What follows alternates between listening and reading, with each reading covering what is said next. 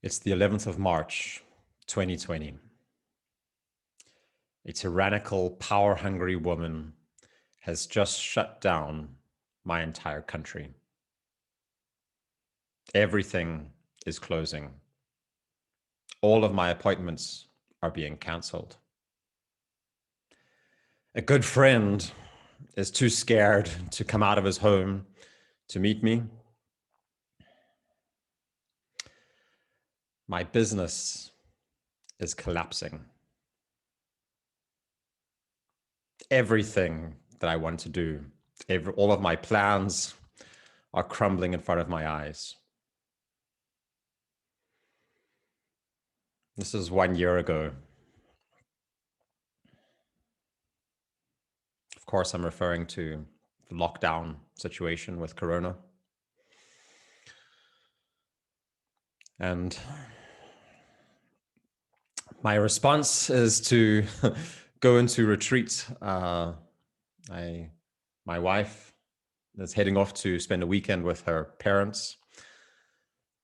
And half an hour before she leaves, I realize there's nothing I can do in Copenhagen. So I decide to go with her to South Fyn, where her parents live, from our home in Copenhagen. And yeah, the first 2 weeks I'm there, I'm just sitting in a pit of mud and despair and confusion and frustration and anger. I realized that this is serious. I send out a message to the people in my community and say, gather the people who you want close to you even closer now, because what we're going to go through is going to change our lives. It's going to change the way that we see ourselves, and it's going to change our society. And you're going to need to know exactly who your tribe is, what story you're in the time that's coming. And so I go into this time with my wife, pregnant, and my parents-in-law, and my niece, and my son comes as well. So we're all actually living like a little commune together, also with my wife's sister and her daughter. And we spent 2 months in South Fyn, in this home together, with this initial lockdown. We're expecting it just to be a weekend to start off with. Just everything drags out. Everything gets longer. And after the first 2 weeks of being down there, I realized, like, well, I need to change everything. I need to recreate everything. So my business is about creating in-person meetings for men, creating authentic connections between them, and supporting them in learning how to create productive relationships of purpose and direction, and creating a vision and how to realize that vision in a supportive brotherhood with others. We work especially with men because it seems like men are lacking that a little bit more these days. I was lacking that when I started this work. And suddenly we can't meet anymore. And I've always, I worked 8 years in Microsoft, and I could see it, that the online world opened up so many new possibilities, and it also took something away from us. And so I really saw what we did that was in person. We didn't do it online. It was important with that real deep connection that we could create with people. So as we go into this time, then I start realizing, well, I need to look again at what's possible online. And yeah, as I did that, then I kind of opened up that door. I found an online community called the Order of Man, run by a guy called Ryan Mickler. Fantastic group of men, absolutely inspiring, totally transformed my understanding of the kinds of interactions that you can have in an online space, and the kind of community that you can build.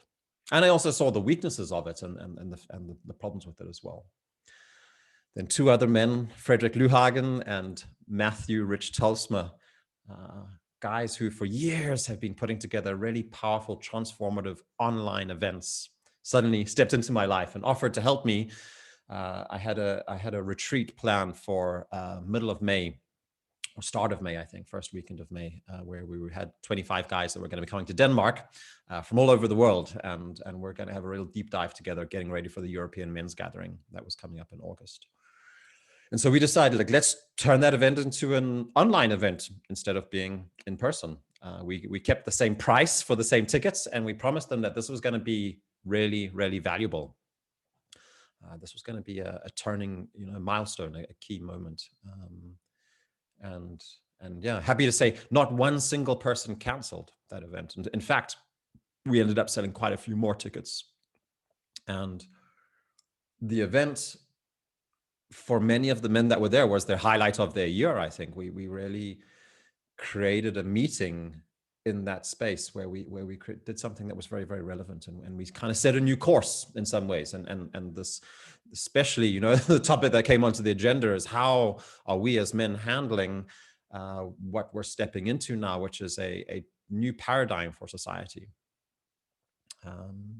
And so that's been a theme that's been growing. We took it into the European Men's Gathering this year. We still managed to gather 100 men in the middle of the summer. That was the legal limit in Denmark. We had 100 men coming to the European Men's Gathering. And then this winter, at the end of last year, we then had another meeting where we spoke about digital patriarchy. We took this word patriarchy, which brings up a lot of emotions for a lot of men. And we spoke about, well, what does that mean? What does it mean to have a patriarchy? And if the original meaning of the word was men who are in leadership, then do we have a patriarchy? Are we patriarchs? And what kind of patriarchs would we want to be if we are that?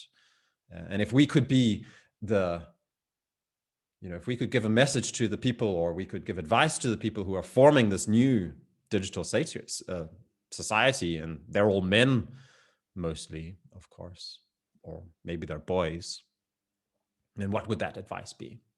And how are we looking at it? And how, all the way from the down-to-earth practical side, where we have a lot of practical guys and we have a lot of philosophical guys as well. And so from the practical side up to the metaphysics of, like, what is a human being and what is this thing we call consciousness?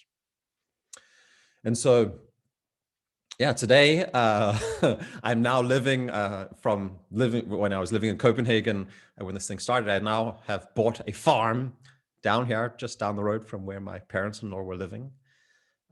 There's 1,800 square meters of office space here, which we are building out our plans for creating the headquarters for Maniphesto.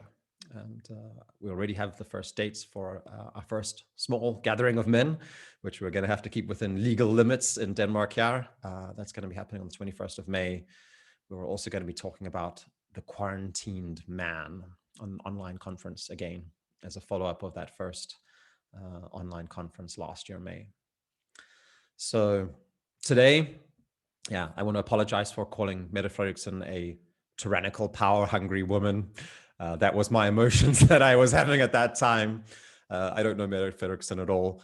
I don't know if I always agree with her politics, but I am glad I'm not in a position where I have to be making those decisions. And I realize the difficulty of the decisions of running a society, and especially balancing how scared people are, the fear that's rife in our society, the anxiety that's so widespread at the moment, with the real concerns of, I have older people in my life as well, of course, who are in danger for this pandemic. So yeah, now I'm living here in Sydfyn, close to my parents-in-law. My son was born right 3 days after the European Men's Gathering. And I can say thank you, Mette Frederiksen, for giving me a chance to really think about what it is that I want to be doing with my life. And for, I think, focusing. That's been something that this Corona pandemic has meant, is that I've been able to focus. And there was a lot of distractions that came in the beginning. And there's still distractions as well. And it's not always easy, because it's like a pressure cooker. And so for me, part of that small community that I've had, and now expanded with an online community as well. But the small local community is the foundation for it. Is about how are we as a group of people focusing our attention towards what we're doing, and finding ways of keeping genuine human fellowship through this time, that we can use it to carry into a new step for mankind as we're seeing it really in this new digital landscape. So that was my story from Corona, and a little status of Maniphesto and what we're doing here. So hope you enjoyed it. And we'll be posting some additional stories from the Corona time. I'll be speaking to a couple of guys, and Owen's going to be speaking to a couple of guys. If you have a good story you want to tell, then please share it with us or let us know. And we'd like to publish some more stories about people who have gone through this period.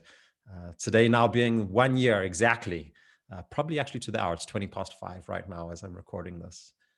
So 1 year exactly from the time when Denmark closed down.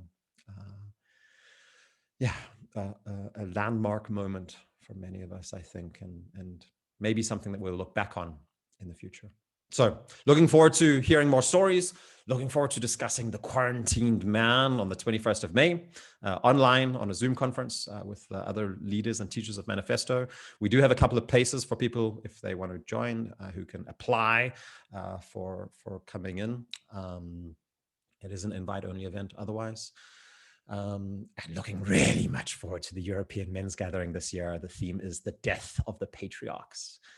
And that's really going to be a deep dive into our own shadows and kind of re-enchantment of where we're at this life, where there's a chaos that's running in over our society and our lives, and a lethargy, but also at the same time a realization of something more exciting that we can connect to and join in.